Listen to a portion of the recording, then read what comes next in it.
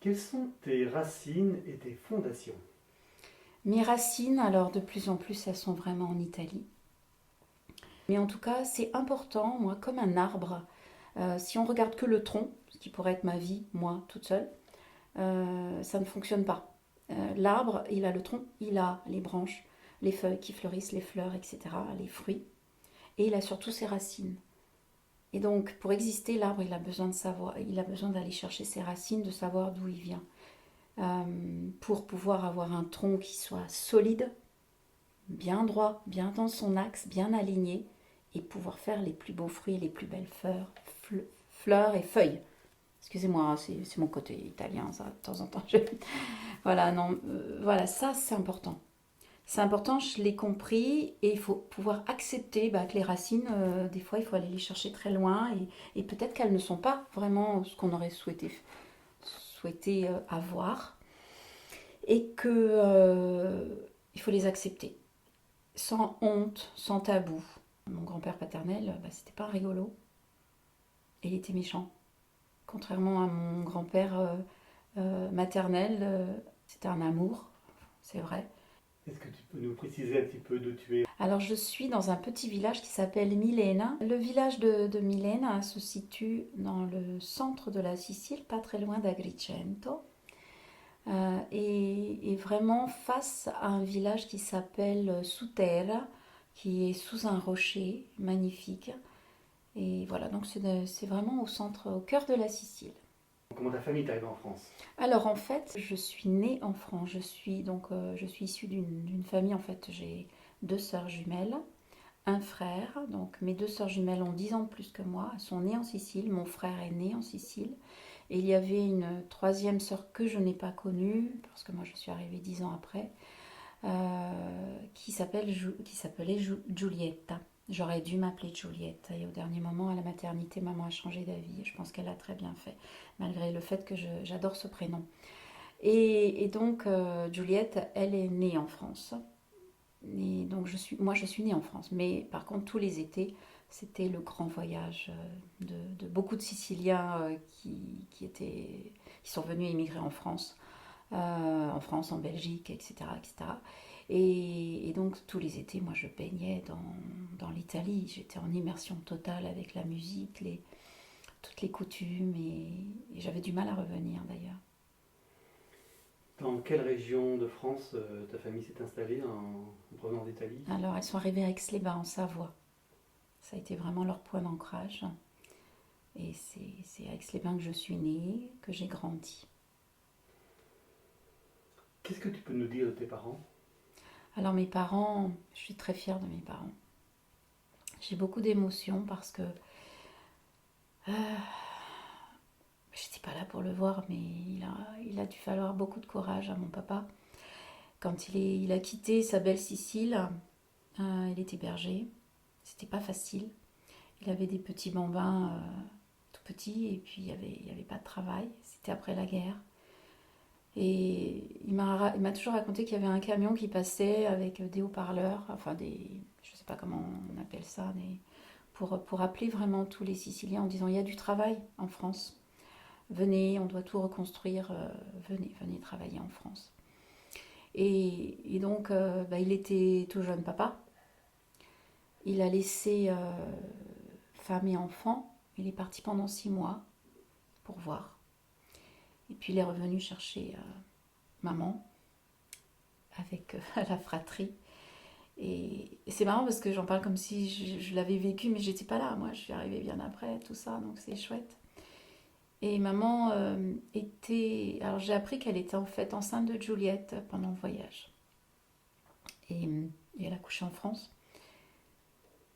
Donc ça s'est passé comme ça. Et par contre, maman m'a beaucoup, beaucoup, beaucoup raconté pendant toute ma. Enfin, juste tout le temps raconté. Quand ils sont arrivés en France, la déception du lieu de vie. C'était l'ami d'un ami qui avait dit ah, j'ai une petite pièce là. C'était très sale. Papa donc avait été embauché pour être maçon. Donc il n'était pas beaucoup là, il travaillait très très dur. Et là, voilà, ça a été difficile pour maman parce que Juliette, elle avait 11 mois, elle l'a perdue dans ses bras.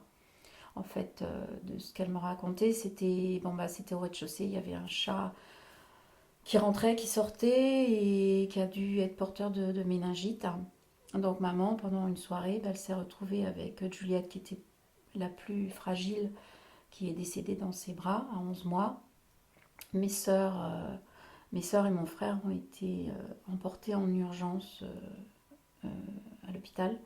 Donc en l'espace de 1 heure, elle s'est vue perdre tous ses enfants, c'est terrible. Et pendant longtemps, maman, elle me racontait que elle ne pouvait pas à l'époque, on ne faisait pas de psychologie, il y avait pas tout ça, donc il a fallu elle contienne toute cette souffrance. Et moi qui n'ai pas d'enfant, j'arrive à recueillir. Alors peut-être qu'il y a eu quelque chose où j'ai porté, hein, puisque on appelle. Moi je suis arrivée 10 ans après tout ça. Maman n'a jamais pu se libérer de cette souffrance, même si on ne se libère jamais parce qu'on ne fait jamais le deuil d'un enfant évidemment. Mais j'ai dû quand même porter ça. En psychologie, on appelle ça l'enfant tombeau quand même, hein. Et ce qui s'est passé, c'est que maman, pendant des mois qui ont suivi le décès de Juliette, eh bien, elle avait l'impression de voir toujours une ombre, de voir Juliette, le landau, etc. C'était terrible. Et une petite anecdote aussi, que maman me racontait souvent. Quand elle était enceinte de moi, elle avait 42 ans. Alors bien sûr, elle ne l'avait pas dit, ni à mes sœurs, ni à mon frère. Comme elle était très rondelette, ça ne se voyait pas. Pourtant, je pesais 4,1 kg, donc un beau bébé. Mais bon, voilà. Et maman me racontait que quelques jours avant qu'elle sache, qu'elle ait connaissance qu'elle était enceinte de moi, elle avait fait un rêve où il y avait un énorme rocher avec un ange à côté du rocher. Et l'ange lui a dit soulève ce rocher et prends ce bébé, il est pour toi. Et en fait, sous le rocher, il y avait un berceau avec un bébé dedans. Et elle a su 2 jours après le rêve qu'elle était enceinte de moi. Bon, Angela, ok, c'est fait, c'est dit. Ceci dit, mon grand-père maternel s'appelait Angelo, donc qui veut dire ange. Donc j'ai pris le nom de mon grand-père maternel. Est-ce que ta maman, elle travaillait? Alors non, elle ne travaillait pas. Elle ne travaillait pas. Et puis après, quand je suis arrivée au monde, quelques années plus tard, je crois qu'elle a commencé à travailler. Je devais avoir 3 ans ou 4 ans, parce que c'est quand j'avais 3 ans que papa a fait son premier infarctus. Une grosse opération, parce qu'à l'époque on opérait à Lyon et c'était les premières opérations du cœur, à cœur ouvert. Une énorme cicatrice, je m'en souviendrai tout le temps, c'était vraiment la grosse croix. Et donc une grosse invalidité derrière tout ça, etc. Donc j'ai grandi vraiment avec un papa qui avait beaucoup travaillé, qui avait eu le temps de commencer sa maison. Une grande maison qu'il a fait pour ses enfants. Il a eu sa maison, voilà. Euh, et en fait, après moi j'ai passé beaucoup de temps avec mon papa, joué aux cartes, etc. Et j'allais en Sicile avec lui parce que il était très malade, il pouvait plus reprendre son métier. Donc du coup j'étais très proche de papa. Mm. Et maman a dû commencer à travailler, de ce fait. Quand ta maman a dû travailler, elle faisait quoi du coup comme travail? Eh bien écoutez, c'était simple, elle faisait des ménages, et puis après elle a commencé à aller travailler à l'usine. Donc je la voyais plus beaucoup. Donc j'étais très vite indépendante. J'ai compris très très vite en fait que si je devais, le fait qu'elle m'avait eu tard, j'ai réalisé, j'étais assez mature, il paraît, quand j'étais petite en fait. J'avais vraiment l'esprit d'une adulte. Est-ce que c'est le fait d'avoir des sœurs aînées, un grand frère qui avait 9 ans de plus que moi? Et j'ai pris conscience rapidement que si je voulais m'en sortir dans la vie, il fallait que je me débrouille par moi-même. Parce que mes parents, j'avais fait le calcul que mes parents allaient vieillir très vite et il y avait ce décalage. Mes sœurs, elles avaient leur vie. Euh, Étant jumelles très fusionnelles, toutes les deux, il y avait un décalage. Euh, Mon frère, il était très proche de moi, mais bon, après il s'est marié, il a fait sa vie, etc.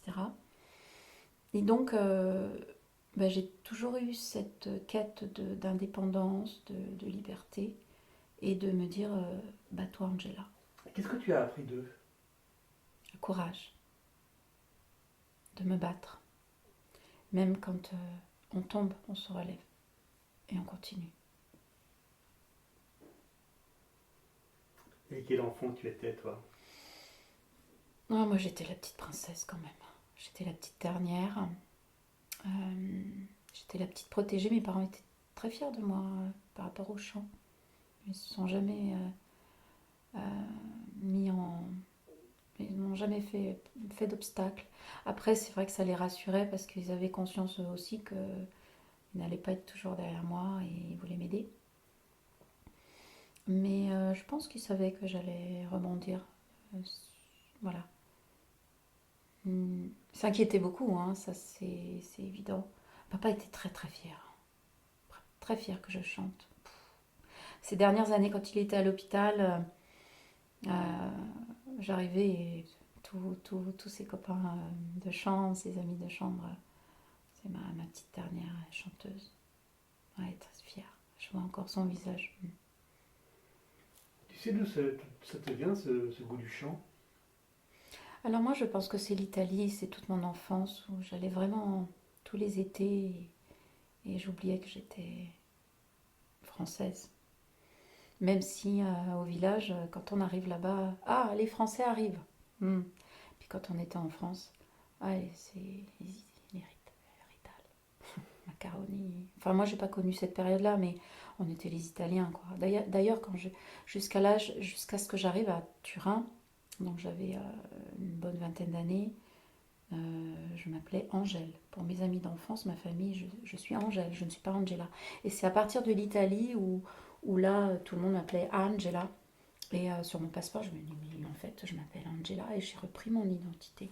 Je dis, mais c'est très beau, Angela. Pourquoi Angèle? Donc voilà, petit aparté.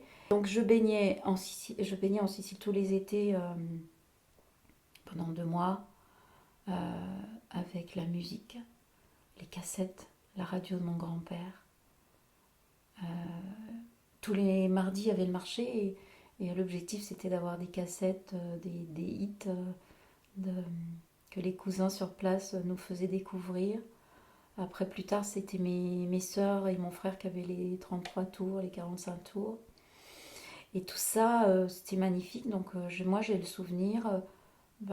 C'est simple, l'été, j'étais tout le temps dans cette musique. Les chansons que j'apprenais par cœur. Pupo, Umberto Tozzi. Et après, quand j'arrivais en France, mes sœurs avaient un tourne-disque rouge. Qu'est-ce que j'aurais aimé le retrouver, je ne sais pas ce qu'il est devenu. Et je m'enfermais vraiment dans la chambre avec les affaires de mes sœurs qui râlaient parce que c'était le maquillage. 10 ans de plus que moi, elles avaient elles avaient les accessoires. Et je me déguisais, je me maquillais et je piquais le tourne-disque avec les chansons et devant la glace, je jouais vraiment à la chanteuse. Tu as évoqué plusieurs fois ton frère et tes sœurs. Quels étaient tes rapports avec cette fratrie? Alors, on avait une grande différence d'âge. Ils n'ont pas eu du tout la même vie que moi. J'étais très proche de mon frère. Parce que mon frère ne s'entendait pas très bien avec mes 2 sœurs jumelles, qui étaient très, très proches. Mes sœurs, à l'âge de 17 ans, elles ont été témoins de Jéhovah. Donc elles ont grandi, elles sont toujours témoins de Jéhovah. Et ça a créé beaucoup de tensions dans la famille, et surtout pour des Siciliens, avec une culture très catholique. Que vont dire les gens, la honte, etc. Donc moi j'ai grandi au milieu de c'est différent. C'était pas facile. Et ça aussi, je pense que ça m'a construite dans un tempérament très mature, en étant petite, très consciente de Angela, show must go on et fais ta vie, quoi. Parce que, voilà. Et mon frère était très proche jusqu'à ce qu'il se marie. Je pense qu'on était vraiment fusionnels. Mon grand frère, j'étais toujours avec lui. Et puis malheureusement, au décès de maman en 2014, donc c'est assez récent, voilà, ça a été un peu lourd. La succession, les partages, la maison, comme beaucoup de... Donc au jour d'aujourd'hui, je ne vois plus mon frère, avec grand regret. Et il doit le savoir, hein, puisque je lui ai beaucoup envoyé des messages, des lettres. Pourquoi? Mais bon, moi, j'ai fait ce que j'avais à faire, hein, je peux pas non plus. Voilà. Et mes sœurs, j'ai rétabli le lien. Mais voilà, c'est comme ça. On n'est ni en guerre, ni en... Voilà. C'est mon sang, c'est ma famille. Je respecte. Et voilà, c'est tout. Cette grande différence, tu connais la raison de cette grande différence d'âge entre ces trois premiers Et moi? Et toi, oui. Ben, tout simplement parce que j'étais un accident. Maman ne s'y attendait pas, elle avait 42 ans.